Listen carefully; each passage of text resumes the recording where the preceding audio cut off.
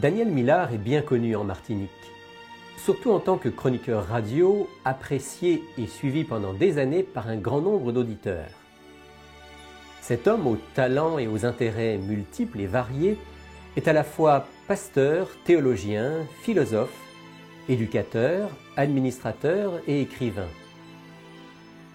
Mais c'est surtout l'homme que j'ai voulu rencontrer lors de mon passage dans la région de Fort-de-France. L'homme et son expérience familiale unique avec la maladie et tout ce qui en découle. Vous étiez jeune et c'était le moment de fonder une famille. Eh oui. Vous avez fondé une famille et quelque part, à travers la fondation de cette famille et ce que vous allez vivre ensuite, et vos réflexions philosophiques et votre foi vont être mis à rude épreuve. Racontez-nous un petit peu. Mais disons que nous étions préparés, mon épouse et moi, à servir. Nous avons été pétris par cette éducation qui mettait l'emphase sur la beauté du service, l'engagement au service chrétien. Et nous nous sommes dit qu'il faut que nous puissions nous former. Donc mon épouse s'est formée en psychologie et en littérature, tandis que moi je me formais en philosophie et en psychologie. Et nous avons vécu une expérience amoureuse merveilleuse. Et puis ça a été comme un coup de tonnerre lorsque, lors de la première grossesse, nos premiers enfants, ça s'est très mal passé puisque mon épouse a eu une crise d'éclampsie et tous les problèmes, je dirais, concomitants qui ont fait qu'elle a dû recevoir des produits sanguins et à partir de là, tout a dérapé et ça a été l'entrée en maladie. Donc vous avez eu à ce moment-là des jumeaux? Des jumeaux, oui. Une femme a donné naissance à des jumeaux. Ouais. Elle a dû recevoir des transfusions sanguines. Et malheureusement, ses poches étaient contaminées et finalement, ça a été l'entrée sur un parcours très difficile. Elle a fait partie de ces gens qui ont été contaminés à une époque où on n'avait pas encore pris toutes les précautions. Voilà, il n'y avait pas de protocole de sécurité, ce qui fait que ça a dégénéré assez rapidement. Mais je me rappelle encore de cet épisode où elle a dû être emmenée d'urgence en réanimation et où pendant près de 15 jours, les soignants ont lutté avec elle et je me rappelle encore demandant au chef de service ce qu'il en était et lui de me dire que son pronostic vital était engagé. Il me disait, je me rappelle encore de son expression, « Ah, vous savez, monsieur, on fait tout ce qu'on peut, mais je ne suis pas le bon Dieu. » Alors, j'ai compris que c'était fichu, quoi, c'était très mal engagé. Et c'est à ce moment-là qu'on a beaucoup prié, les frères et sœurs ont prié, l'Église a prié, et le Seigneur nous a fait grâce en nous donnant une période de rémission qui nous a permis quand même d'élever quand même les enfants jusqu'à l'échéance.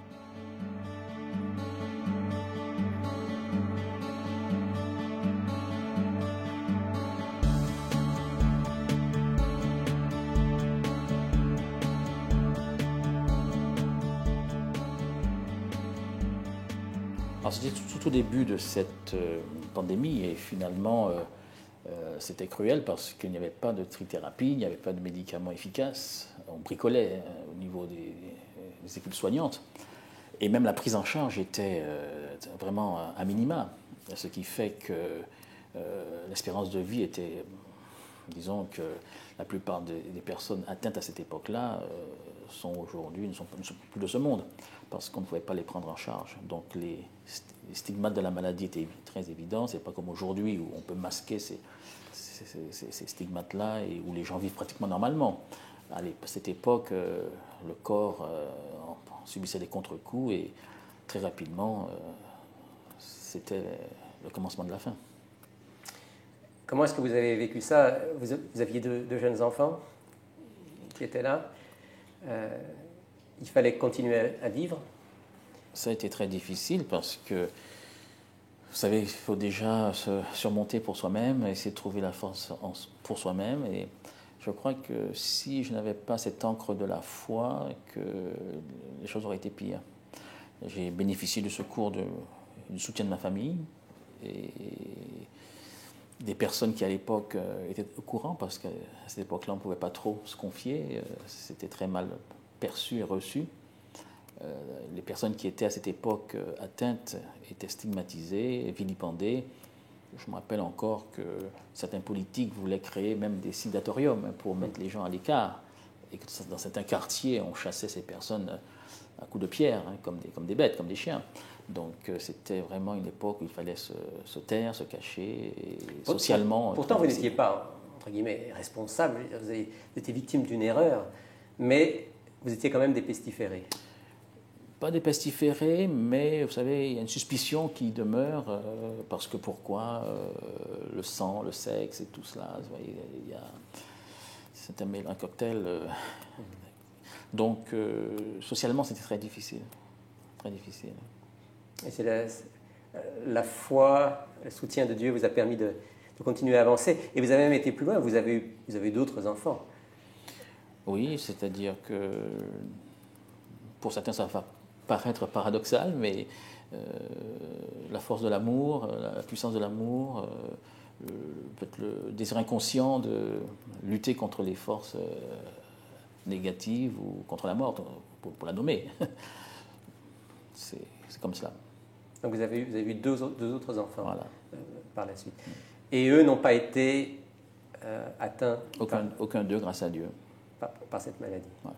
Alors c'est pour cela que j'ai pu rédiger un ouvrage intitulé Vivre sous la férule du sida, qui est apparu chez l'Harmattan, parce que c'était très difficile de se dire, de raconter, d'en parler. Aujourd'hui, il y a un peu de distance, donc je peux me risquer à verbaliser cela. Mais à cette époque, c'était vraiment pratiquement impossible. Je suis resté peut-être 2 mois sans parler. Même ma famille ne pouvait pas extraire un mot parce que c'était comme bloqué. Bloqué, tétanisé. Et le fait d'écrire a été véritablement une thérapie pour moi, pour exprimer quelque chose de cette souffrance, mais aussi de ma foi en Dieu. Parce que malgré cela, le Seigneur m'a fait grâce de continuer à croire en lui, à croire qu'il n'est pas l'auteur du mal. Et quand on a cette perception d'un Dieu d'amour qui ne peut pas faire cela, qui ne peut pas permettre cela, ça change la donne, parce que justement, tous ceux qui sont atteints d'épreuves, je ne suis qu'un parmi d'autres. Vous savez, dans cette vie, il y a tellement de drames. On a l'impression que Dieu est responsable, mais il n'est pas responsable. Au commencement, il a tout créé parfait et bon. C'est par le choix de l'homme que l'irresponsabilité, l'appât du gain, tout cela mélangé donne des situations dramatiques, la guerre, la famine, puis des pandémies de ce genre. Donc, quand on comprend que Dieu n'est pas l'auteur du mal, mais qu'au contraire, il est là pour nous accompagner à travers cette souffrance, ça change les choses. Donc, vous l'avez perçu comme étant de votre côté? Ah si. En lisant la Bible, en m'appuyant sur les promesses de Dieu, jusqu'à maintenant, je crois qu'il est vivant et qu'il est un Dieu d'amour et qu'il se tient d'autant plus près de sa créature qu'elle est souffrante.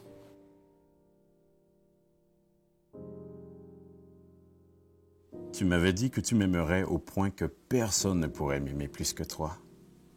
Eh bien, lui dis-je, c'est encore ce que j'ose te proposer maintenant. J'aimerais tellement que tu te sentes emmitouflé, enveloppé de mon amour comme d'un manteau bien chaud par une triste nuit d'hiver. Tu sais, tout ce qui nous arrive n'est pas le fruit du hasard. Il y a un dessein que nous ne comprenons pas. Il y a un Dieu qui ne nous a pas abandonnés. Il est aussi réel que le bonheur que tu me donnes en vivant près de moi. Ce bonheur ne peut exister tout seul. S'il existe, Dieu existe. L'équation peut paraître simple, mais c'est la seule qui confère un peu de raison, de logique à tout ce que nous sommes en train de vivre.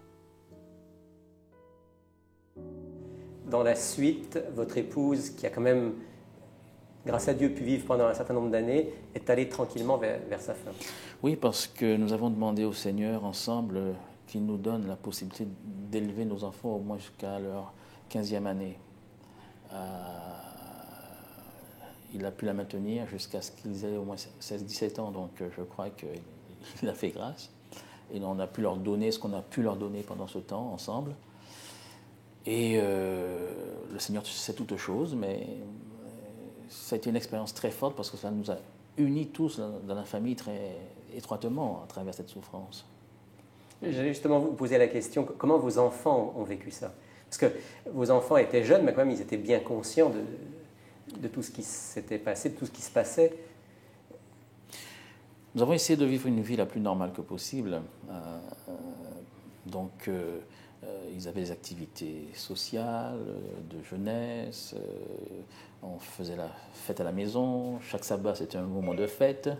Chaque sabbat, c'est un moment où la famille vivait un moment intense. Donc, je pense que nous avons essayé de leur donner une vie la plus normale. Mais bien sûr, la souffrance est là, et de voir leur maman atteinte et affaiblie, puis ensuite leur père, ce sont des choses qui marquent. Parce que vous avez aussi été atteint par cette maladie. Donc finalement, je crois que ce sont des choses qui marquent profondément. Chacun a été atteint émotionnellement d'une manière particulière, et chacun le manifeste à sa façon. Mais je crois que le Seigneur fait grâce, puisque eux aussi ont gardé la foi, ont grandi dans la foi, sont des personnes engagées dans la foi, en dépit de leur souffrance et de cette frustration, puisque ça reste quelque chose d'injuste. Quand vous venez à la vie, vous vous préparez à la vie, et que finalement, cela vous tombe dessus. Encore dans la fleur de l'âge, finalement, tous les projets changent. On peut plus... Il n'y a plus de projet. Il n'y a plus de projet. Il n'y a plus de projet, parce que vous n'avez plus de, comment dirais-je, d'échéance. Vu les fonctions que j'occupais, ce sont des fonctions où il faut planifier, il faut projeter. Vous avez un agenda en main, vous mettez en route des projets, vous ne savez pas si dans 3 mois vous serez là pour les mener à bout. Donc c'est un stress permanent, une frustration, et il faut surmonter cela pour continuer à fonctionner, à vivre, et professionnellement aussi exister. Donc on peut dire que le Seigneur est grand et puissant. Et vous a soutenu à travers tout ça. Soutenu, ouais. Parce que dans cette période-là, où votre femme était malade, où vous-même vous étiez atteint par la maladie, même si vous avez eu plus de chance, parce que vous avez eu la trithérapie, dans votre cas, qui a pu vous aider à avancer. Dans toute cette période-là, vous avez fait beaucoup de choses. Oui, j'ai l'impression d'avoir mené plusieurs vies, parce qu'on a été très occupés. Ça, c'est la période où vous avez été professeur. Bon, j'ai eu l'occasion d'être professeur, responsable d'établissement scolaire, responsable de département au niveau de l'église adventiste, donc enseignant, donc pas mal d'activités très prenantes. Une vie bien occupée, avec toujours cette épée de Damoclès, mais qui ne vous empêchait quand même pas de continuer à fonctionner. Vous savez, lorsque vous essayez de répondre aux besoins des autres avant les vôtres, et que vous vous souciez des autres, des élèves, que vous les aidez dans leur évolution, que vous faites beaucoup de cure d'âme et d'accompagnement, donc les problèmes des autres vous préoccupent et vous donnez pour les satisfaire, ce qui fait que ça minimise un petit peu votre propre souffrance. Vous arrivez à la terre un peu comme cela. Ça, c'est une partie du traitement divin que de se donner pour les autres. Absolument. Et il y a toujours quelque chose en retour, il y a quelque chose qui vient vous enrichir et vous apaiser également.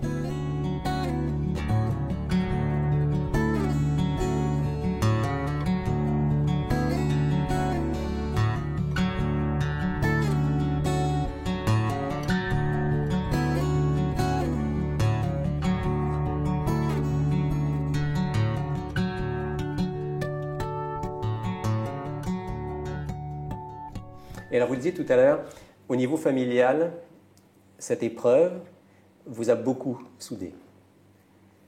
Par la force des choses, parce que vous êtes obligé de garder un certain secret, puisque ça servait à quoi d'effrayer les gens. Vous savez, à l'époque, socialement, être à table avec quelqu'un, partager un couvert, puisque à l'époque, on n'avait pas vraiment toute l'information sur cette maladie. On pensait que le fait simplement de partager un couvert serait contaminant.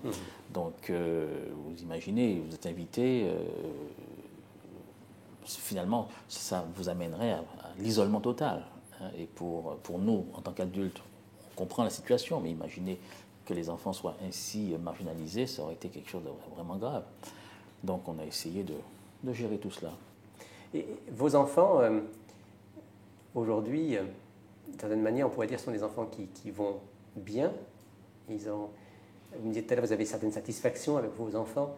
Oui, ils parce avancent, qu'ils avancent dans la vie, ils font leur foyer, ils ont fait les études qu'ils voulaient faire, ils sont productifs pour la société, et ils ont aussi un engagement spirituel très fort, donc c'est une grande satisfaction de voir que le Seigneur les a maintenus malgré cette épreuve.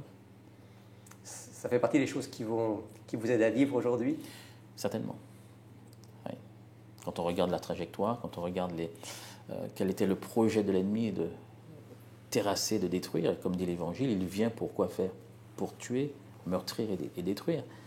Et si le Seigneur ne met pas la main, il arrive à ses fins, mais par la grâce de Dieu, eh bien, il n'atteint pas son but. Jusqu'à maintenant, le Seigneur est grand et il protège. Vous m'avez aussi dit qu'il y avait quelque chose de frappant dans votre famille, peut-être avec vos enfants, c'est que vos enfants ne pouvaient pas être des gens insouciants, qui passent à travers la vie sans se poser de questions, que cette épreuve a donné de la profondeur à votre famille et à vos enfants. Certainement, parce que une telle expérience de vie ne vous laisse pas indemne. Vous ne pouvez pas prendre la vie en sifflotant. Hein. C'est quelque chose de très pesant, même si on fait tout pour vivre normalement, mais ça reste là, présent, c'est marquant. Et je crois qu'ils ont porté des choses qu'ils n'avaient pas apportées en tant qu'enfants, ça c'est sûr. Et de ce fait, ça les rend un peu plus graves, un peu plus conscients de la vie. Et ils font avec. Ça leur donne une certaine maturité? Ah, certainement. Certainement. Est-ce que, lorsqu'on passe à travers une expérience comme ça, est-ce que c'est quelque chose qu'on a toujours plus ou moins en tête quelque part dans l'arrière-cerveau, si je peux dire ça comme ça, ou est-ce qu'il y a des moments où on l'oublie? Très rarement. Parce que si vous l'oubliez, on vous le rappelle. Parce que quand vous avez une émission comme celle-là, où vous me ramenez à des choses que généralement on laisse entre deux eaux, hein, ça flotte entre deux eaux. Mais ça reste le regard des autres. Vous êtes une personne publique, donc vous voyez bien que dans le regard des autres, ils se posent la question où vous en êtes, comment vous... Non, les gens vous auscultent en permanence, donc vous ne pouvez pas traverser la vie comme si... On ne peut pas oublier. C'est présent chaque jour. Si j'ai confié à ces pages quelques aspects de ces belles années de lutte, un peu de ma vie, il est vrai que c'est à des fins thérapeutiques. On dit qu'écrire soulage, alors j'ai essayé. C'est afin de tenter de tenir les rênes de ma douleur. Mais au-delà, c'est pour que, si d'aventure, toi qui as ouvert ce livre, tu passais par un chemin ressemblant au nôtre, tu prennes courage. Ma fille m'a dit pas plus tard qu'hier, tu sais, quand il t'arrivait de voyager et que tu n'étais pas là, maman, elle nous disait, quand est-ce qu'il rentre, mon mari chéri, votre petit père? Je n'aurais jamais cru trouver un mari comme lui. Je crois qu'elle t'adorait. Doucement, lui dis-je en lui pinçant la joue. On n'adore pas les gens, on les aime très fort. Souvent, mon cœur frémit quand j'aperçois chez l'un ou l'autre de mes enfants mes trésors, des expressions, des mimiques qui, à leur insu, comme un précieux et malicieux clin d'œil, me rappellent tant celle que je reverrai bientôt. Et c'est ça qui fait que cette violence qui s'empare de vous à certains moments, parce que vous avez été violenté, c'est un vrai vol, et un vrai viol de votre vie, ça produit des sentiments de violence. Je comprends très bien que certaines personnes tombent dans la vengeance aveugle. Contre le système, contre le système. Les médecins. Bon, ça peut se comprendre. Parce que c'est une souffrance qui doit s'exprimer. Maintenant, ce n'est pas la meilleure façon de l'exprimer, mais certains peuvent l'exprimer ainsi, par une violence soit contre eux-mêmes, ou une violence tournée vers les autres. Et parfois, ce sont des sentiments qui vous animent, parce que cette injustice-là vous submerge. Vous avez pu l'exprimer, cette frustration profonde, vous avez pu l'exprimer par exemple aux gens du milieu médical, ou bien ça a dû rester à l'intérieur, vous avez dû l'exprimer autrement? Vous savez, les vrais responsables, on ne les a pas sous la main. Donc finalement, les intermédiaires ou les soignants sont des personnes qui ont fait ce qu'ils ont pu, avec leur bonne volonté et au mieux. Non, je n'ai rencontré que des personnes vraiment correctes et des personnes bien, des personnes qui ont vraiment des médecins vraiment qui se sont donnés pour essayer de soulager, de faire ce qu'ils pouvaient par rapport aux connaissances de la science jusqu'à aujourd'hui. Mais en quelque part, vous ne pouvez pas ne pas être en recherche du responsable. Un responsable n'est pas coupable, mais c'est très difficile. Très difficile. Parce que vous avez le sentiment de vivre quelque chose d'injuste. Alors pour échapper à cela, il y a différents moyens. Certains se noient dans l'alcool, dans le festif à 100% ou à 200%. D'autres, c'est la violence. Personnellement, j'ai choisi de me réfugier, non pas dans quelque chose cela ne m'endort pas, ce n'est pas un somnifère. Ce n'est pas une illusion. Ce n'est pas une illusion. Mais dans les promesses réelles et véritables de la parole de Dieu, que j'ai pu expérimenter et que j'expérimente jour après jour.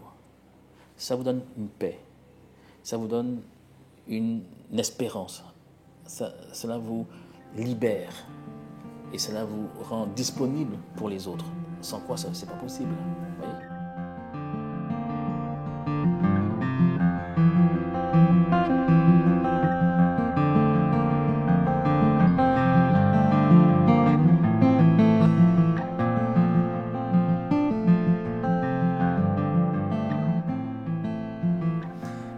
Dites-moi quelques mots sur ce que le fait d'avoir vécu cette expérience vous a apporté. En quoi ça vous a aidé, par exemple, lorsque vous avez été chroniqueur à la radio et que vous parliez du bonheur, si je ne me trompe pas. Ça vous a aidé? Une telle expérience vous bouleverse et vous amène très proche des choses essentielles et très proche des gens également et très proche des gens qui souffrent aussi. Ça vous donne une certaine solidarité avec ceux qui sont dans la souffrance et vous comprenez mieux, sans parole, vous détectez même cette souffrance chez les autres. Et effectivement, pour ces chroniques, je pense que ça me permettait d'avoir un angle d'attaque un peu différent, parce qu'on est différent de par ce qu'on a vécu. Et je crois que c'est une expérience marquante. Alors, tout au long du processus, vous passez tour à tour par différentes émotions. Hein. Il y a eu des moments de révolte, des moments où vous aviez le besoin de passer à l'acte, d'en finir, parce que parfois c'est intenable. L'idée vous est venue régulièrement? Il faut l'avouer. Bien sûr. Il y a eu un moment où c'était pas de la vie, c'est de la survie, parce que en quelque part, vous étiez taquiné par l'idée de savoir comment finir avec tout cela. Et pour vous et pour les autres. Vous voyez un peu à quoi je peux penser. Oui, tout à fait. C'est quelque chose d'humain. Ça peut peut-être choquer les croyants, mais je m'en excuse, mais c'est quelque chose de tout à fait humain quand vous êtes à bout, quand vous êtes à vos limites. Vous cherchez une solution pour échapper à cette pression permanente. Là encore, ce sont les promesses de Dieu. Le fait de comprendre que Dieu n'était pas de la partie, ce n'est pas lui l'auteur de cela, et qu'il a fait des promesses, qu'il revient pour redonner à chacun sa dignité, pour rétablir chacun dans ses droits. Et j'attends ce jour-là où je serai rétabli dans ses droits, où mon épouse sera rétablie dans ses droits, où mes enfants seront rétablis dans leurs droits, parce qu'ils ont été spoliés de la vie qu'ils devaient avoir. Et quand l'État vous parle d'indemnisation, etc., vous savez, ce sont de grands mots. Mais j'attends ce jour où le Seigneur lui-même rétablira tous ceux qui ont souffert. Vous parlez de mon expérience, mais tous ceux qui ont souffert injustement, qui ont eu des vies carrément saccagées. Le Seigneur tient compte de tout cela. Il prend note de tout cela. C'est un Dieu qui n'aime pas voir sa créature souffrir. Il a créé sa créature pour qu'elle soit heureuse, qu'elle vive dans le bonheur et éternellement heureuse. Il revient pour cela et nous croyons en cela. C'est la solution. à tous nos problèmes, c'est le Christ, c'est Jésus, c'est sa grâce, ce sont ses promesses, mais il faut les expérimenter. Ce n'est pas quelque chose dont on discours, ce n'est pas quelque chose dont on cause comme cela, il faut les vivre, il faut les mettre en œuvre et voir comment ça change la vie. Et en tant que prédicateur, en permettant à d'autres de connaître ces promesses bibliques et d'en vivre, je vois la différence dans leur vie, le changement, là, on appelle ça la conversion, mais le changement radical dans leur vie. Ça bouleverse une vie, ça révolutionne une vie que de connaître la parole de Dieu. En tout cas, personnellement, je dis que j'ai eu la chance, si on peut utiliser ce terme, de prendre naissance dans une famille chrétienne engagée, de missionnaires qui m'ont permis de connaître le Christ. J'ai eu la chance d'avoir des influences qui m'ont permis très tôt de m'engager pour le Christ. Et c'est ce qui m'a permis et qui me permet de traverser cette vie, je crois, avec une certaine sérénité, puisque avec le temps, on comprend mieux certaines choses. Et puis, cette espérance-là vous apporte une certaine paix. Vous ne faites pas de projet, vous l'avez dit tout à l'heure, mais si vous deviez exprimer un vœu, quelque chose que vous aimeriez réaliser avant votre mort ou avant que le Christ ne revienne, ça serait quoi? C'est de voir de plus en plus de gens ayant la connaissance de Dieu pour être heureux. Parce que déjà sur cette terre, bien qu'elle soit une terre qui soit souvent balayée par des vents contraires, il y a quand même beaucoup de bonheur dans cette vie. Et il faut pouvoir... il faut aimer la vie, parce que même si elle est traversée par des courants contraires, la vie est belle, et elle est belle avec le Seigneur. Donc, ce que moi je souhaiterais, c'est être utile, autant que cela soit possible, pour permettre à d'autres personnes de connaître le Seigneur, et surtout ceux qui souffrent, ou ceux qui ont des difficultés, d'avoir cette espérance-là qui transcende une vie, qui permet de goûter déjà maintenant un moment d'éternité, parce que l'éternité commence maintenant, d'une certaine manière. Donc il faut déjà, dès maintenant, apprécier la vie, même s'il y a quelques petits pépins. Pépins.